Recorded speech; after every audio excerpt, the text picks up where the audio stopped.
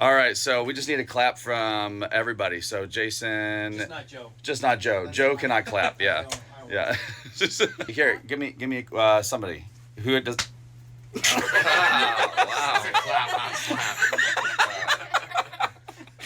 If we need a louder, we can unbutton his shirt. Yeah.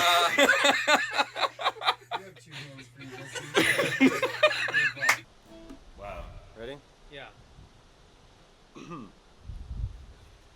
There's a picture of my deathbed hanging high upon the wall, where my dreams and aspirations come to meet up for a talk.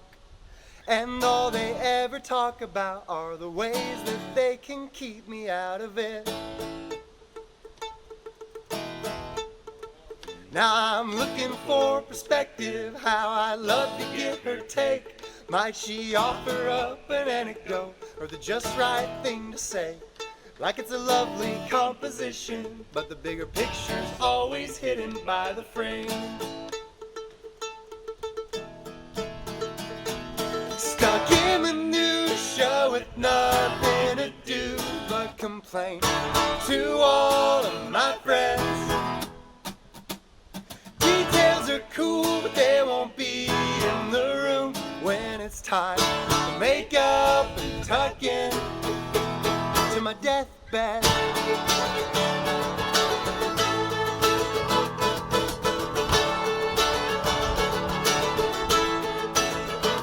There's a hustle in the culture, there's a stone at which I grind. I've been spinning wheels looking for an edge I hope to find in a race that's never ending, even though I keep on pretending that it does. Now I'm picking up the pieces to the puzzle that I've solved, so that I can then collect them, put them back inside the box. And in tomorrow's boredom, I can spread them on the floor and start again. Oh, stuck in the news show with nothing to do but complain to all of my friends.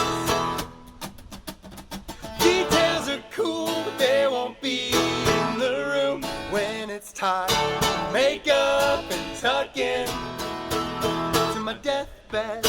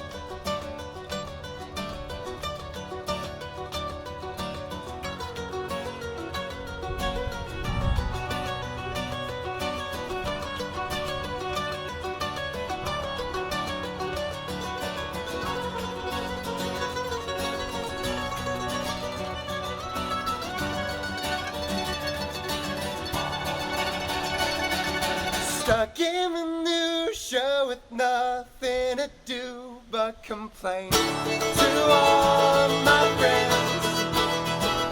All the details are cool, but they won't be in the room when it's time to make up and tuck in to my deathbed.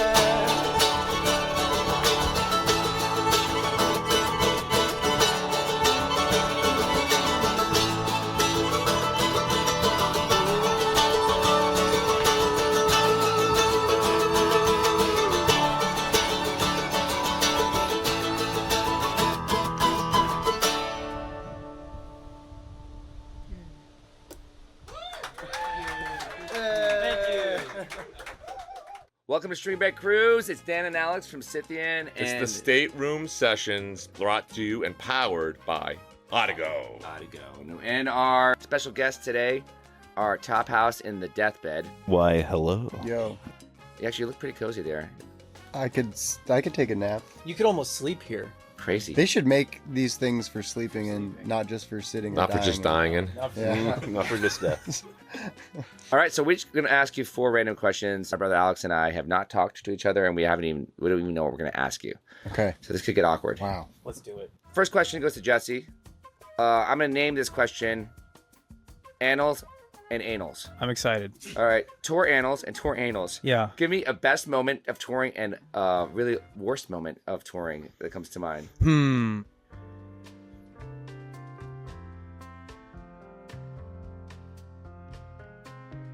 I don't know.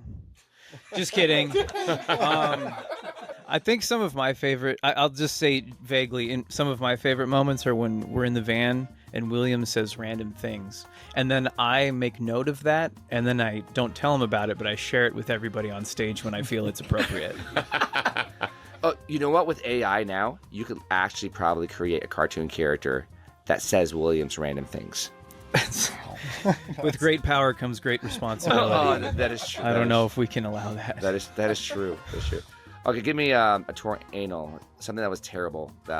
A moment maybe that made you, where you think it was so bad that you just have to laugh. Maybe this is like, actually this is really appropriate for the anals. We were in Charleston. We're on stage. We're kind of like halfway through our show, and there's like a lull. I think Joe's tuning or something. So I leaned into the microphone and I was like, you know, some people accuse me of oversharing, but that's not really my issue. My issue is this hemorrhoid that I've got right now. And the crowd busted up laughing. And the next day we were in Savannah, Georgia, and somebody from the Charleston show drove down to Savannah, Georgia and gifted me a hemorrhoid pillow, which I still have. Please tell me you've incorporated it somehow into a show. I've sat on it, not at a show, I guess, but maybe in the future. Maybe I'll bring it to the next. It kind of looks like a little like a little life life raft thing, you know, the For like circular a hamster? Or, yeah, kind of like a big hamster, but like maybe I'll bring it on the next String Break cruise just for safety's sake. You never know. Carrying around my hemorrhoid pillow, I'll be okay. Well, that was really appropriate. I told you. Thank you. You're Really welcome. did tie it in nicely on that. Yeah. She even gave me the pump. It's like air inflatable. Anyway, William. I gotta ask William this question. I'm very curious about this one. If you could have a superpower, no matter how trivial or grandiose, what power would that be? Oh, frick. Don't swear. I've thought about this for many years. And there are many good choices. You know, like flying, of course, like everyone wants to fly. But it is just, you know, like it's what everyone wants to do. But I think that if I could do anything at all, I would become a rocket ship. Just like a full-blown rocket ship at any point. I could just I could become one. And like, there'd be so many uses for this. Like, first off, like, let's say you're at a party. And like, you know, you're just like, I don't really know what to do. I'm like, you know, like, I don't have like many friends here. No one's really talking to me. If you become a rocket ship, everyone's very impressed. You can take off. You can let the people inside you, and you go to the space. And there's like, I mean, there's also other utilities. You can mine. You can go to different you can go to asteroids and then pick up gold and bring it back. That's good for the stock market. It's good for the economy. It actually is good for the environment because you're not destroying the earth. So I think that's what I would choose. I like that. You're right. It's a good conversation piece. Immediately at a party, I feel the same way. Sometimes I go to parties and I'm not a good like small talk guy, but that would solve the problem. If you don't mind, can I borrow that? Oh, of course, yeah. Wait, so you like that. would literally be the Rocket Man? I would be the Rocket Man. The question is, do you turn into like a full-size Yes. thing? Or You would so you destroy have to make buildings. sure you go You'd outside. have to. Otherwise, people wouldn't like you. Unless you're in a building you don't like. Unless you're in a building you don't like. All right, so Eli, if you were not a musician, what would you be doing? What would be another thing that you would do if you were not a musician? Maybe a woodworker, or a fly fishing guide, or a geologist. Have you done any of those before? No. Well, fly fishing. A little bit of woodworking. So there's no plan B. Not really. You're all in. You're all in. At this point, yeah. A fly fishing guide. That's it. So are you from Montana as well? Mm-hmm. And you have fly fish. I have indeed. So basically, you like to show people how to get unplugged. He's just good with his But hands. not in a weird way. All right, that's good. So I feel like I know you better now. And so when I'm awkward at that party, I can just talk to you about those topics. We can talk about No it. rocket ship necessary. Rocket ships. Yeah, because I don't have that power. Yeah. What does doing geology look like, though, for clarification? I don't Pretty actually wide. know. Yeah. Like if you Especially- pick My up a dad's rock. geologist, so I was just like, What did that he seems do? cool. He looks at rocks. Yeah, so he's done geology. Yeah. Yeah, he looked at rocks. No, you rock. Oh, you rock, rocket man. ship. Thanks for answering that question. I never take you for granted. Oh, for granted? Oh, man. All right, so Joe. So Get back on that.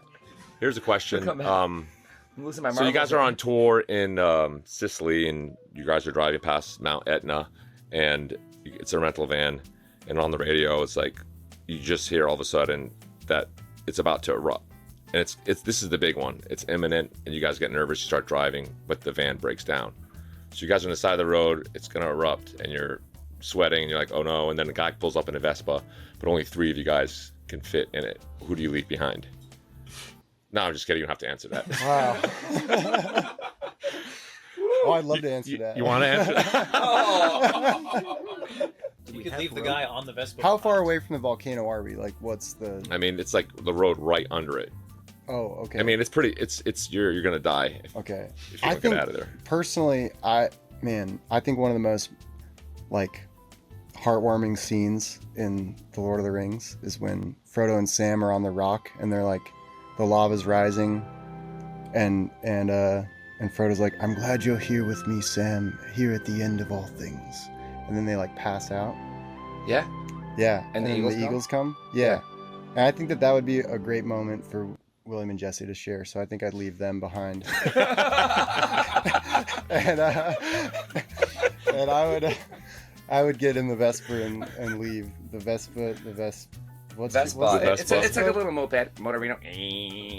Oh yeah, cool. Yeah, I'd get in that and go. But look, Joe, really, that was really gratuitous. You didn't have to do that at all. All you had to do is leave William behind. He turns into a rocket. He gets out of there. Wow. And the other ones go. It was that simple. I'm but- sorry, but Jesse. now you're now like your guys are behind. dead. No, I'm getting in the rocket. Now we're Oh wow. Yeah, so everybody gets out alive. We believe in I like think we you know solved that. everyone in TopHouse has a role, and it actually would be useful to have a rocket ship in the band. So that was a good answer from. Well, I'm looking forward to the next song called Rocket Band. Rocket.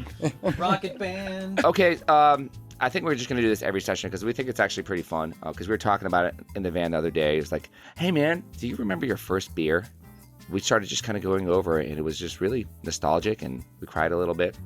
It doesn't have to be that for you, but we were just wondering, do you remember your first beer, what you were doing, and what it was? Well, it's hard to remember it because I was You were drunk? 7 months old. My first That's beer a was good in one. Germany, which was great. That's Yeah. a Oh, good nice. first beer. I think I was. Was it in like in the top of a mountain, or was it in a pub, a gas house, Where or was it? It was at a restaurant, like a really good restaurant in Bavaria, like under the Swiss Alps, and it was just like we're at this giant long table. We were all eating Wiener Schnitzel, and someone just put this giant beer in front of me, and I was like, Beerstein. Just and then I just drank it. how Everyone was old like, were you?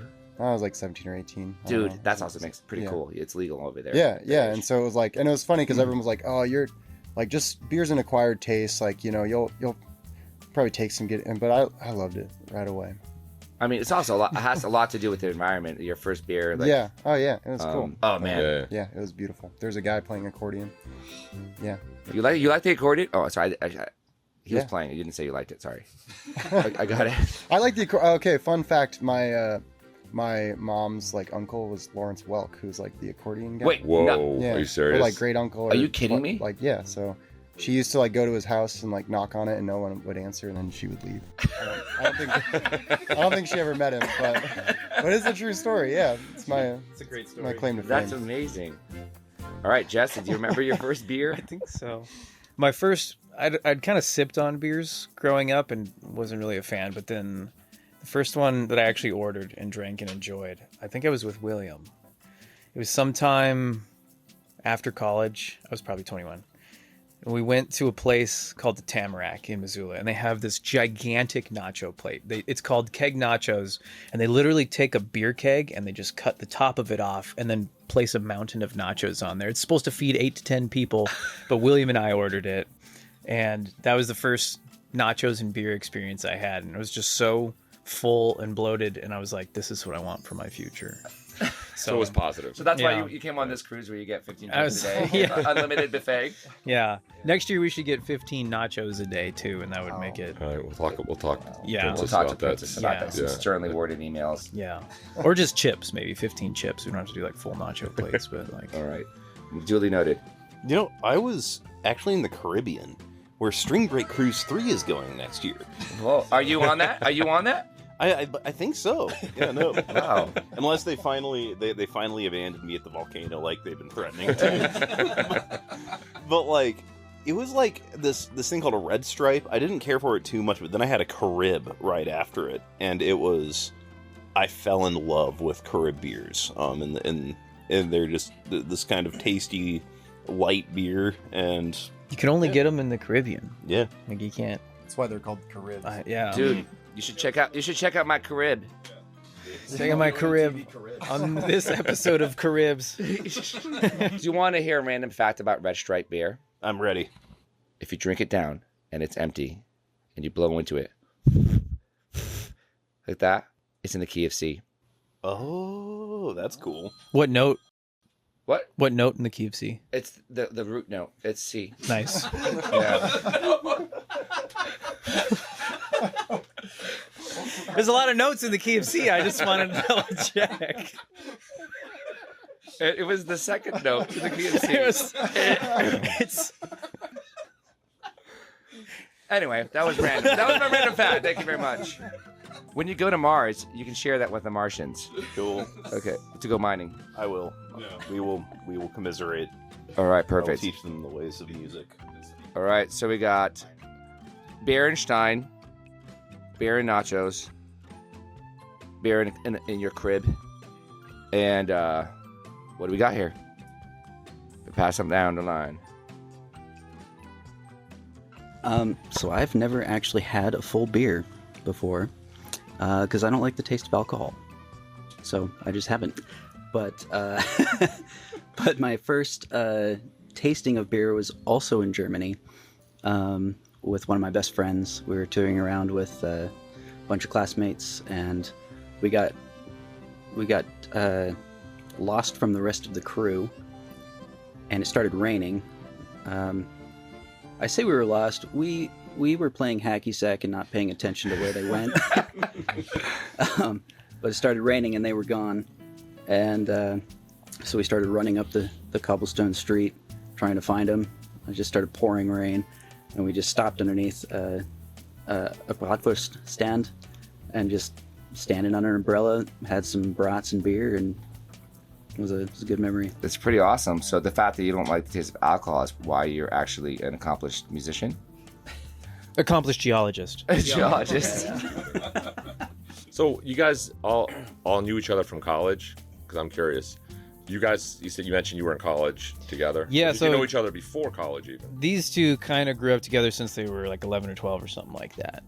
But we all like living on the cool. top of a house or something together? Top floor of a house. William and I lived on the top floor of the same house. And that's where we'll get the name TopHouse from. And that started out, it originated in Montana, and then you guys started playing together and then moved to Nashville. What was the decision that made you guys decide now's the time to go? Was there a certain point where all of you guys quit your jobs at the same time?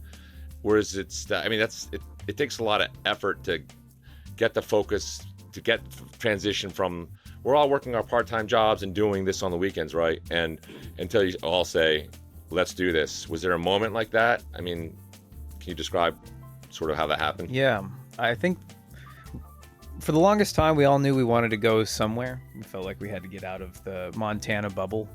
a little bit, and at least for me, it was kind of always Nashville. I think for you it was also Nashville, right? And it was honestly a pretty naive choice. We were just like, there's too much traffic in LA and New York, so we should just go to Nashville instead. And so that was the plan. We just went there thinking, we'll just do the thing where you play live and hopefully get noticed by somebody. And it didn't quite work out like that, but it still has somehow worked out. So if you're a musician, that's actually one of the hardest towns to start in that way. It's a big pond. And the traffic's horrible in Nashville, right? But we saved up a bunch of money doing gigs in Montana so that when we moved down to Nashville, we were living in an Airbnb for like 6 months. The ceiling was like 6 feet tall. William would cook pork. It's a whole story. Was it a trailer? It was like a 500 square foot like shed that was like a horse barn that was converted into an Airbnb that we all lived in. There was only one door in the building, and it wasn't to the bathroom. And William was like, I'm gonna learn how to cook pork, and all he did was like put pork in there and then drown it in Cajun seasoning. But since we were only like 3 feet away from the kitchen, when you're sitting in the living room, we'd all just start involuntarily tearing up and like coughing and crying and all of this. We're like, oh, William's cooking pork. And it always ended up being delicious. But anyway, why am I talking It's about not the best meal to pick if there's no door to the bathroom, though. There was a curtain. Oh, there was a curtain. That's good. So 4 of you guys were there, or was it just 3 of you guys? It was 3 of us. 3 of you guys at that point. Yeah, just 3 of us. And then I think sometime right after that, I got a job. I think you got a job as well. And then COVID happened. So it was all just, Wow. Good timing, man. It was all just we life. personally started hearing about you from our younger fans. For a few years, we had our festival Appaloosa, and they're like, "You have to book TopHouse." So the first year we didn't book you because we didn't know to play Irish music. We're like, okay, so we checked you guys out, and Ethan was like, "Dude, TopHouse, we're doing this." So we brought you guys in, and the fact that you hung around all weekend, you played cornhole with all the patrons, and just were having a great time. We're like, those are our people, and I think that's why you have, from my perspective, why you have such a great growing fan base is everyone loves that you guys are available and wacky and potentially have a superpower to go turn into a rocket. They want to have that friend, But so we want to thank you guys for taking time to be here. We're excited. You have a new album every Monday in February. You're dropping a what? a song. February. In what key? The keys that they're in. All right. I don't know. So every Monday in February, new album drops when? Sometime in the summer. Guys, we're super excited. We are not be more thrilled that you're coming back next year for String Break 3 next January. It's been incredible having you here, and thanks so much for being your TopHouse selves. Thanks. Thanks, fellas. Thank you. I'll bring the hemorrhoid pillow. And that's a wrap. Slap. No, slap William on the chest. That's Over and out. Okay. A mi cama la muerta. Mi cama de muerto. Hasta ahí me nutre, pero nada hacer. Pero Y mi mamá. a todos mis amigos.